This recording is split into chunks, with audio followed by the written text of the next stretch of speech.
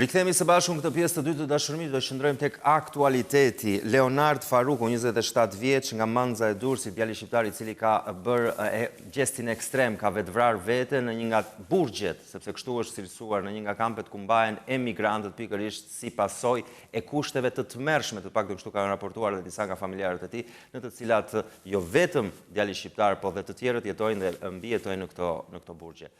Një situatë e cila jo vetëm nga pala shqiptare, por është diskutuar edhe nga ndërkombëtarë, sigurisht edhe në pala angleze. Në fakt, identiteti i të riut shqiptar i Leonardit është zbuluar nga The Telegraph, pra një nga gazetat britanike, që shkruan se ai ka paguar 4.000 euro për të kaluar në kanalin e La Manshit me gomone duke hyrë në mënyrë ilegale në Britani. Dhe kjo ka ndodhur verën e kaluar. Gjithmonë kjo gazet raporton se Leonardi ishte ankuar për shëndetin e tij mendor një ditë përpara se të ndronte jetë dhe sipas imigrantëve të tjerë që jetonin në anijen hotel, ishin dëgjuar të bërtitura dhe ishte përplasur në murin e kabinës së tij. Azilkërkuesi me cilin ndante kabinën u largua për të shkuar në qendrën e IT-s në anije dhe stafi ka gjetur trupin e pajet të Leonard Farrukut menjëherë më pas. Motra e tij, Jola Dushku, e cila jeton në Lombardi, në rajonin e Lombardisë në Itali, ka thënë se është tronditur natyrisht nga lajmi, të cilën e kanë marrë vesh nga të afërmit e tyre në Mbretërinë e Bashkuar të kontaktuar nga policia që tashmë po heton vdekjen.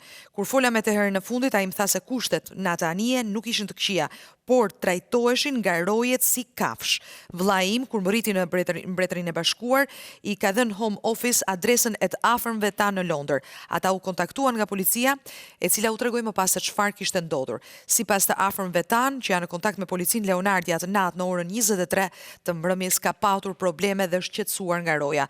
Dhe në orën 3 të mëngjesit ai u gjet i vdekur. Nuk kemi më shumë detaje se si ka vdekur, ka thënë motra e Leonardit.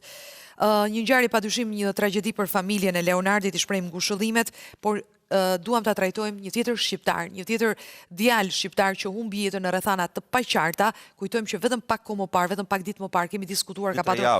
Po, edhe një tjetër rast në një, le të themi, në një kamp apo në një strukturë që konsiderohet gati si një burg ku qëndrojnë emigrantët e jashtëligjshëm bashkë me shkelësit e ligjit, bashkë me ata që kryejnë krime të ndryshme pra në të njëjtën godim. Por Bibby Stockholm është një anije e quajtur hotel, po si hotel nuk ngjan. Do të flasim për këtë, do të kemi mundësi të flasim me Gentian Serjanin, avokatin e kemi në studio, mirë se vjen, nga Britania e Madhe, ndërkaq është Daniel Nikola, aktivisti. Përshëndetje Daniel, mirë se vjen. Përshëndetje. Dhe Zak Garner-Perkins, gazetar dhe redaktor investigativ i Daily Express. E përshëndesim, do të flasim natyrisht në anglisht me të. Zak, thank you for being with us. Thank you. Do ta pyesim Zakun fillimisht çfarë është raportuar, çfarë dihet deri tani, duke qenë se janë mediat britanike ato që kanë nxjerrë detaje. Zak, I just said a few little things about what British media has reported on the death of Leonard Farruku. If you're aware of some other information, please, could you let us know? I mean, the information at the moment is quite limited, but this project has been a bit of a disaster for the British government since it began. You mean project meaning the Bibby Stockholm ship? Yes, correct. Before they even were able to bring people on, they had an outbreak of legionellas. Their conditions have been a problem for a while. But this is a kind of the new solution to a problem that's been going on for a long time. Okay, let me translate. Pra thotë, Zaku thotë që ka shumë pak informacione për sa i përket vdekjes së Leonard Farrukut, por ajo çka di me siguri është që struktura apo anija hotel Bibby Stockholm është në fakt cilësuar prej shumë kohësh një dështim i autoriteteve britanike, pra si një zgjidhje as pak e përshtatshme lidhur me një problem që është tashmë prej vitesh për Britaninë e Madhe, pra ajo e përballjes me emigrantët e jashtëligjshëm që hyjnë në territorin e këtij vendi. I referohet pjesës burokratike apo pjesës njerëzore, po të kushteve? When you say it's a failure for UK British authorities, you mean as bureaucracy part or for the conditions where people are kept inside this ship? I think everything. So this is supposed to be a lower cost solution. Previously, migrants that were coming over were being housed in hotels. So the idea was to put them in somewhere that was not as expensive, but it's turned out to be expensive. And then the conditions have been a problem from the start. So both, really.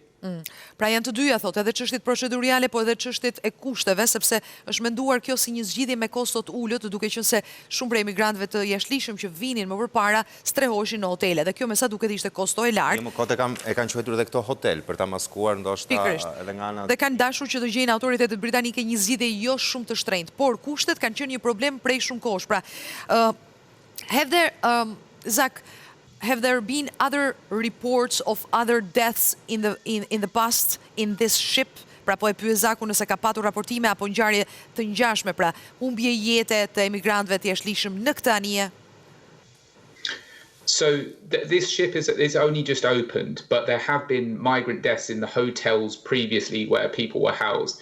This is not a new problem. What is different is the Bibby Stockholm is quite controversial. There's a lot of people that are opposed to it, but this is supposed to provide a different solution, and obviously it's still got the same problems as been going on before. Ajo çka është, duke qenë se ky hotel anije, pra kjo anije ose anije hotel, e thënë më drejt, është një zgjidhje e kohëve të fundit, pra, por ka patur vdekje të mëparshme nëpër hotelet e emigrantëve të cilët kanë hyrë në mënyrë të jashtëligjshme në Britaninë e Madhe. Dhe shumë e kanë kundërshtuar pra këtë zgjidhje, këtë hotel anije. Vetëm emigrant apo edhe kriminal në këtë anije, ndryshe nga kampi tjetër? Struktura që për cilën, mbase Danieli na kujton pak emrin e strukturës për cilën kemi folur dhe pati një tjetër vdekje rasti një tjetër shqiptari? Po, është kampi tjetër i cili përdoret që as mua s'po m'vjen mend tani, po është e ngjashme me këtë strukturë, por në të dyja strukturat janë azilkërkues, pra nuk janë ato që mund të konsiderohen si kriminal. Brookhouse, po. Brookhouse, po. E drejt, Brookhouse. Nga qendrat e detentionit, ku mbahen azilkërkues, po. Okej, se doja ta bëja edhe lidhjen. Ndjes, edhe një herë pyetja.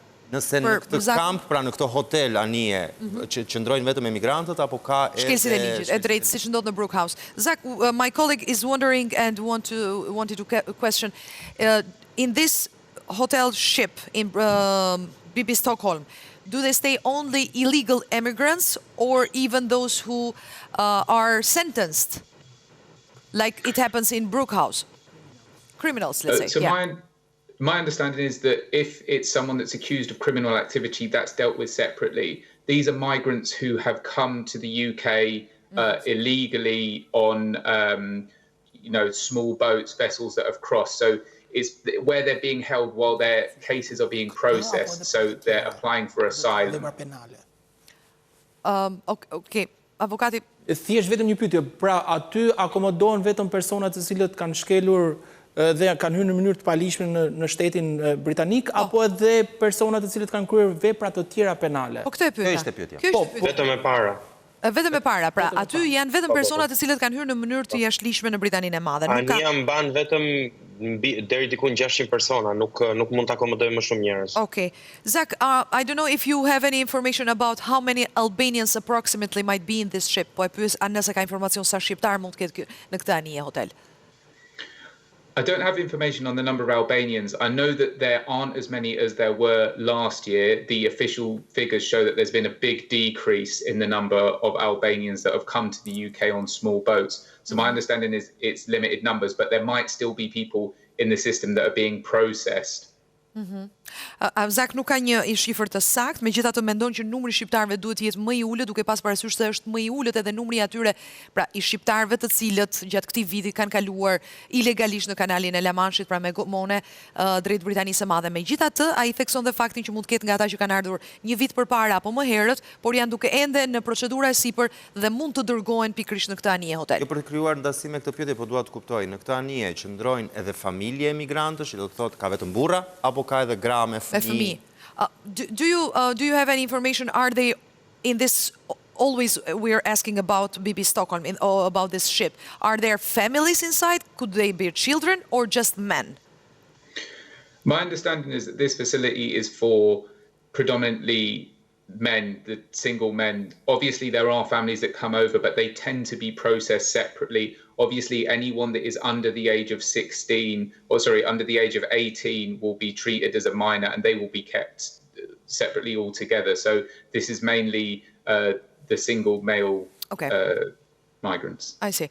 Pra, sipas informacioneve që ka dhe Zak, në fakt bëhet fjalë kryesisht për burra, meshkuj, beqar, sepse ata që janë familjarë dhe veçanërisht të gjithë fëmijët që janë 9-18 vjeç, pra konsiderohen minoren, kështu që predispozita është që të qëndrojnë diku tjetër dhe të trajtojnë pak më ndryshe. I was wondering if there are doctors, if there are structures in case of health problems that illegal immigrants might face in this ship. Po e pyes nëse ka mjek apo njerëz të cilët mund t'i sigurojnë një lloj ndihme të parë atyre që kanë probleme shëndetësore pra në këtë anije. So actually one of the controversial things in the UK is as soon as a migrant comes over, they normally have to get registered with a doctor. If you go to small towns, maybe the people there, they've not been able to see a doctor and they've been complaining about this. So they should have doctors, all of the facilities should be there. I think the complaint has been that the staff have been treating them unfairly rather than they've not been able to access medical and that type of thing, but it is the law in the UK that they have to be registered with a doctor and have access to medical. So it's the law they have to, but you are not aware if this is really achieved and done, right?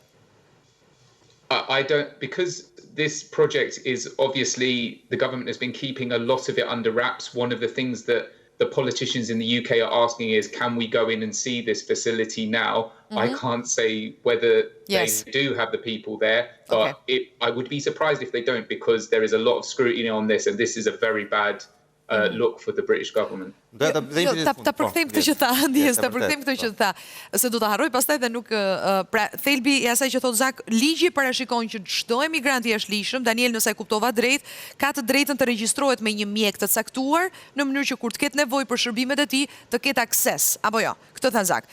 Por ai nuk është një mjek prezent, është me thirrje. Jo, patyshim, por ai nuk e ka informacionin nëse ka mjek apo staf të mirëfillt shëndetësor, megjithatë Zak beson që nuk është ky problemi i kësaj strukture, pra i kësaj anije hotel. Problemi është që stafi aty i ka trajtuar në mënyrë të padrejtë emigrantët që ndodhen brenda anijes. Okay, last question for you. Ishte në lidhje me opinionin publik, sepse ne kemi pyetur Danielin disa herë se çfarë thot opinioni publik, po me të drejtë ai referohet opinionit publik shqiptar më së shumti. Unë dua të di se çfarë komentojnë anglezët kur lexojnë këto lajme që publikohen për këto ambiente. So we were wondering, because usually we talk about what Albanian public perception is on this kind of events, even here or in the Albanian community in UK. But what about the British community? When an illegal immigrant dies, and it's not the first time, he's Albanian, but it's not the first Albanian also. What is the reaction of British people? So this is a topic that is very divisive. So there are some people who are horrified, appalled by the news. There is another side that are saying that it's too easy to come to the UK, that there needs to be more of a deterrent. One of the reasons that the government is doing this is because they want to make it less appealing from the outside. So I would say the British public very divided about it. Definitely people are upset about it, but there are other people who are like, they want to stop people coming to the UK. Zak thot që në një farë mënyrë publiku britanik është i ndarë, ka një pjesë që natyrisht janë të tronditur kur dëgjojnë të tilla ngjarje, të tilla raste pra vdekjesh, edhe reagojnë dhe ka reagim, po ka një pjesë tjetër që thonë që më shumë janë kundër faktit që sa lehtë mund të hyhet edhe mund të hyhet pikërisht dhe të qëndrohet brenda Britanisë së Madhe në mënyrë të jashtëligjshme. Pra janë kundër emigracionit ilegal, e thënë më thjesht. Avokati, po, ka një pyetje? A ka filluar hetim penal ndaj për vdekjen e Leonardit? Për vdekjen e Leonardit ndaj strukturës cila ka pasur si detyrë ofrimin e ndihmës shëndetësore, pasi 2 ditë para se të ndodhte ngjarja, është raportuar nga e motra e të ndjerit që ka ndjerë shqetësime dhe është ankuar në struktura. Drejt, e përmenda dhe në fillim.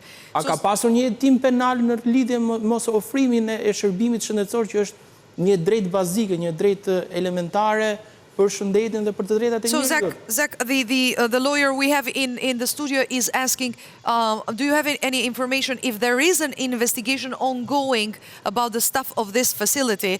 Because the sister of Leonard Farruku, the Albanian that lost his life, she said that he had some health problems 2 days before his death. So is there any investigation? Yes, I don't have the details specifically, but there will be an investigation. They will have to do a coroner's report. They'll have to be look into the death and what caused the death. And if it is found that there were questions about staff, that will definitely be looked into. Okay. I can say from having looked at these places previously, often the staff are very untrained. I even found that in one of the hotels, the people that they had were working as staff were actually working illegally. They were on student visas and they were working illegally. So it can be that the staff are not well trained. Okay, let's see. So there will be an investigation. Zach, thank you for being with us and letting us know everything you know. Thank you. Thank you for having me. Zach thot që për t'ju përgjigjur pyetjes tuaj avokat që do të ketë një hetim, me sa informacione ka marrë, do të ketë një hetim, pasi të ketë dhënë në përgjigjen e vet mjekësia ligjore në radh parë, pra të bëhet autopsia tek i ndjeri për të kuptuar shkaqet e vdekjes dhe më pas do të ketë një hetim për të kuptuar edhe mënyrën se si ka vepruar stafi. Por informacionet që ai ka, është strukturë private, ëh? Okej, nuk e di Danieli mbase na ndihmon me këtë, por vetëm ta përfundoj këtë fjalinë lidhur me informacionet që tha Zak, që ka vënë re diçka që edhe në hotelet ku mbaheshin edhe mbahen akoma mbase emigranti është lishëm, stafi është goxha i patrajnuar. Madje disa prej tyre janë student dhe punojnë në mënyrë të jashtëligjshme si staf aty. Pra imagjinoje se çfarë ndodh, domethënë. Po Daniel, nuk e di, është një strukturë private, gjithashtu ashtu si Brookhouse? Është një commissioned work, pra Home Office, Ministria e Brendshme ja ka dhënë një strukturë private, por është si ato marrëveshjet partneritetet publike-private për ta drejtuar, sepse është pjesa e agjendës që është e vënë nga qeveria britanike, nga Suela Braverman për të qenë më të saktë, dhe tani vazhdon si bashkëpunimi Home Office edhe i kompanisë Bibby Stockholm. Kompania e Erjona Muçës vën dispozicion këtë anijen së bashku me stafin dhe jepet një koncesion, le të themi. Ka fituar tenderin. Pak a shumë kjo është. A ka pasur vitin e kaluar një pezullim përkohshëm të kësaj anije për shkak se ka pasur probleme për sa i përket pastërtisë, ka pasur një përmbajtje të higjienës, një përmbajtje në nivele shumë të larta të baktereve problematike për shëndetin e njerëzit? Tani, kjo anija për një moment u pezullua komplet. Ishte ajo parada e anijes që u bë që erdhi ju afrua brigjeve afër Britanisë në jug të Britanisë. U pezullua nga gjykata për të shqyrtuar gjitha problematikat që mund të kishte dhe një pjesë e tyre që vazhdojnë të flitet edhe ditët e sotme. Dhe tani së fundmi ka vijuar punën dhe janë një pjesë e personave që kanë qenë nëpër hotele të ndryshme janë dërguar në anije. Pra është vetëm këtë vit që anija ka filluar të ketë funksionim maksimal. Kjo anije dikur ka qenë si çdo anije tjetër. Në vitin 1992-3 është kthyer në një anije pa motor, pra që është ankoruese, është anije hotel, që është e vendosur atje, është e lidhur me strukturat pranë brigjeve dhe shërben vetëm për akomodimin e personave azilkërkues që u tha edhe nga Zak më herët. Okej. Pra me vendim gjykate ka pasur një pezullim, pra që ka konstatuar që kemi pas një shkelje të drejtave për sa i përket elementeve bazike. Duhet të dile që në momentin që kemi pasur një vendim gjykatës dhe nga ana tjetër shohim që edhe sot, ashtu siç u tha dhe nga gazetari, që ka palishmëri në punësime, ka mos trajnime të punonjësve, do thotë që ne kemi akoma në të njëjtën situatë. Nëse ka patur shkelje përse ishte operative. Po pse u rikthye sërish? A mos ka qenë një presion nga ana e shtetit anglez për shkak të kostove dhe buxhetit? Po e tha Zak, është gjetur një kosto ulët. Edhe ky është problemi kryesor. Dhe ne dimë që ashtu siç pati një vendim gjykate për pezullimin e funksionimit të kësaj anijes, ka pasur një pezullim nga ana e gjykatës lartë edhe për marrëveshjen, sepse siç dihet, ka pasur një marrëveshje më parshme midis shtetit britanik dhe Ruandës për të kaluar të gjithë emigrantët e palishëm në Ruandë. Edhe pse pati një pezullim nga ana e gjykatës. Po vrasin veten në Angli, në territorin anglez për trajtimin që marrin emigrantët, imagjinoni çfarë mund të ndodhë në Ruandë. Në Ruandë, edhe gjykata kjo ka qenë pika. Do dalemi tek Ruanda, po ndjes që të qëndrojmë pak edhe tek rasti i Leonardit. Prezantoj pak Taulant Omin si përmarrësin, kemi biseduar me të disa javë më parë në një rastin e fatkeq të një tjetër shqiptari që u vetvra pikërisht në Brookhouse. Taulant, nuk e di nëse ti ke ndonjë informacion lidhur me Leonardin apo ndonjë mik që e ka njohur, që ka folur me të, ne tham vetëm disa detaje që për cilat ka folur e motra, duke shpjeguar që ai ka patur disa probleme shëndetësore një ditë mos gabohem përpara se të ndronte jetë. Përshëndetje. Jo, asnjë informacion nuk mund të dalë për momentin. Jemi mundu të kontaktojmë me shumë persona që mund të na gjenë një lidhje kontakti edhe me njerëz mbrëmë që janë tek anija, por asgjë është totalisht një terr informacioni.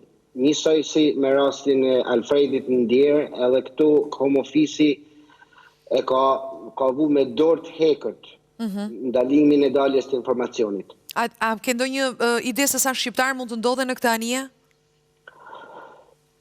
Ka shumë fjalë, flitet midis 25-50 shqiptarëve, por nuk është një diçka që mund ta konfirmoj. E kuptoj.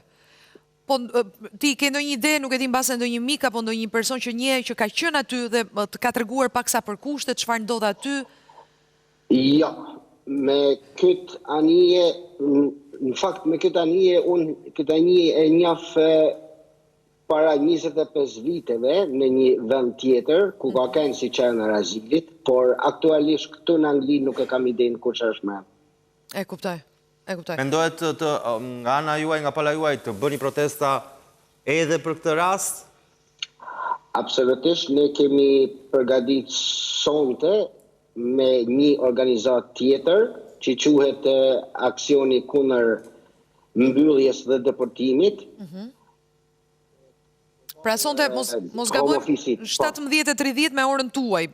17:30 me orën tim, një për të mbajt vigjilje, si për Alfredin e ndjerë dhe për Leonardin, sepse u baj dyti rast mrena një muji gati për të thush, ku dy shqiptar humin jetën, edhe nuk dihet arsyet ose nuk dihet çka ka ndodhur saktësisht, sepse s'jep askush informacion. Dhe do ta bëni këtë përpara zyrave të Home Office, që kujtojmë publikun, është Ministria e Brendshme e Britanisë së Madhe, por që Ministria e Brendshme.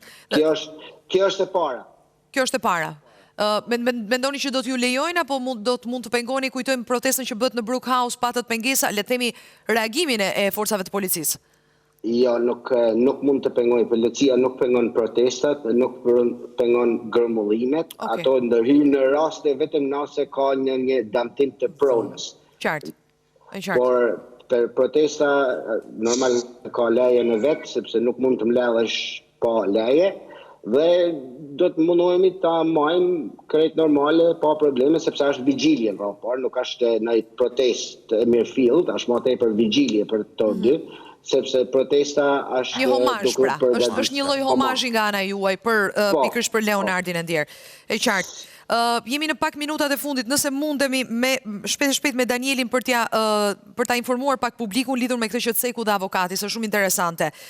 Ka kaluar në dhomën House of Commons, dhomën e përfaqësuesve, mos gabohem, në Parlamentin Britanik, një ligj që ka të bëjë pikërisht me dërgimin e emigrantëve të jashtëligjshëm në Ruanda, ndërsa kujtojmë që vetëm pak kohë më parë gjykata u shpreh kundër kësaj gjëje, apo jo, kundër dërgimit të emigrantëve.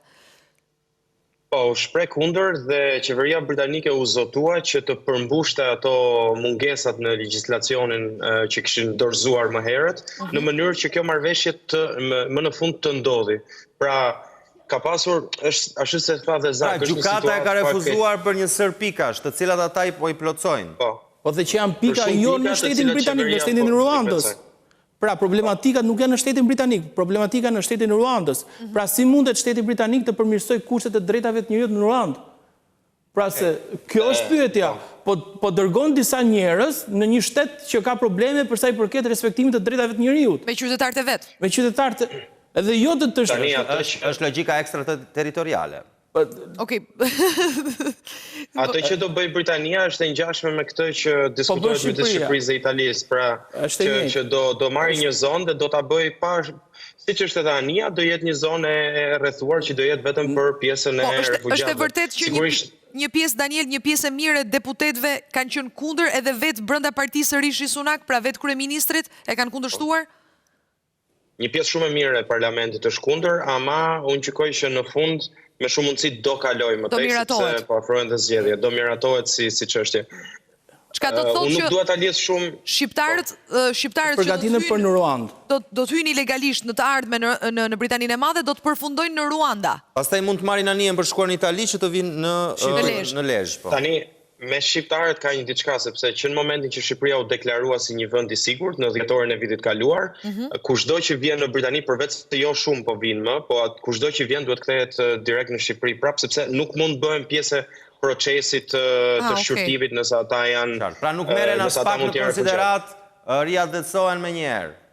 Pra s'ka sipas marrëveshjeve nuk s'ka procedurat ashtu siç janë të gjithë emigrantët e tjerë të palishëm, po për Shqipërinë për shkak të marrëveshjes të firmosur midis kryeministit shqiptar dhe atij britanik, nuk do të respektohen procedura, po do të kthehet në mënyrë të menjëhershme. Kjo është gjë më e mirë apo më e keqe për shqiptarët? Më e keqe për shqiptarët, nga një anë sepse ata ndërkohë që mund të shkonin atje dhe mund të ndiqnin procedurën ligjore, mund të kishte argumente dhe mund të kishte një lloj... Po mund të kishte trajtoheshin ama në një vend që nuk respektojnë të drejtat e njerëzit. Po, nga një anë, por nga ana tjetër është problematik pasi ato do kthehen me njerë dhe ne dim shumë. Pra nuk u jepet e drejta dhe mundësia për ta kundërshtuar vendimin, për të ndjekur procedurën ligjore. Dhe nga ana tjetër ata ka shkelje të drejtave të njerëzit këtu? Po pra që kosa ka një marrëveshje dhe marrëveshja nuk është... A priori se cilit shteti përket njerije, kështu që nëse ka shkelje... Po ti referohemi pamjes së asaj anijes, mund më sjell një lloj internimi modern. Në kohën e komunizmit ne internonim ata qytetarë cilit kishin mendime dhe ide politike ose të tonin të kalonin në mënyrë të jashtëligjshme ose të jashtëligjshme dhe ne i izolonim në një zonë, tani po izolon me këtë modernizimin në një anije. Me një fjali përgjigja, familja e të ndjerit ka të drejtën ligjore të denancoj dikë, të padis dikë? Patjetër, prandaj pyeta, ne nuk duhet të presim daljen e ekspertizës mjeko-ligjore pasi ne shohim që nuk i është dhënë ndihmë atij individi. Në momentin që ai ka shkuar dhe është ankuar për shëndetin e tij mendor, nuk duhet të qëndronte në atë. Pra ne duhet të përveç që... Do të referoj këtë avokat, nëse nuk ka një shkres, nëse nuk ka një letër. Po besoj se ata mbajnë proces verbale. Mbajnë proces verbale ku një person që është i akomoduar në këtë anije ndjen shqetësime shëndetësore. Në momentin që ka shkuar atje dhe nuk është ndjekur nga ana shëndetësore, këtu kemi shkeljen bazike të ofrimit të mjekësisë. Besoj do kemi mundësi ta diskutojmë sërish. Avokat, faleminderit. Daniel, do ta diskutojmë sërish, ne presim çfarë do të konkluzionesh do dal hetimi lidhur me vdekjen e Leonard Farrukut. Natyrisht të gjithë familjarët e tij meritojnë të zbardhet kjo çështje dhe të kuptojnë pse humbi jetën pra i afërmit tyre. Faleminderit edhe Taulandit që ishte me ne, edhe faleminderit edhe për reagimin që bënit, gjithë si komunitet, gjithë si shqiptar atje, edhe që ngrini zërin. Faleminderit. Ne shkëputemi i kthehemi pas pak dashur miq.